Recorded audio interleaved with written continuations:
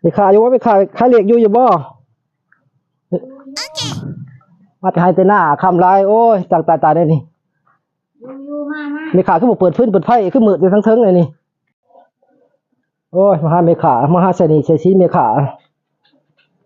เห็นยังอยู่ไม่ขาเนี่ยขายเด็กมันเด็กออกคะแนนวันนี้บัตรติดเลขได้แต่สื่องวดก้อนพัฒนาใจเงินได้เลยขาโบราณอีแล้วต้องถือใจก่อนหวดส้นหวดใจหวดหนีแล้วก็หวดนาติดจักรทิศหนึ่งผู้ใดบ่บ่ได้งวดไม่ขาแล้วก็จะลงไปหมาก็จะว่างามยังไม่ขาจะปีเดียวว่าไม่ขาอะไรกันเลยบ่ไม่ขาใครเด็กนี่40อัพ40มันขึ้นอยู่45 ปีนะ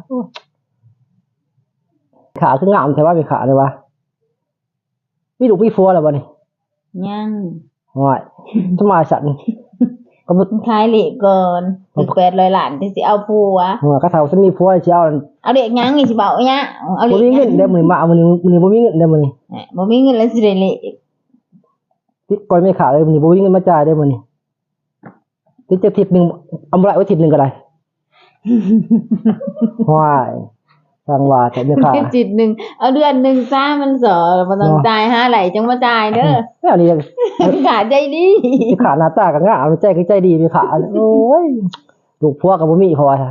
มันจะดบมีขาอยู่เด้อบัดนี้ที่จะได้มีขานี่ก็ได้เอาทะเลจักซื้อได้มาซื้อน้ำมัน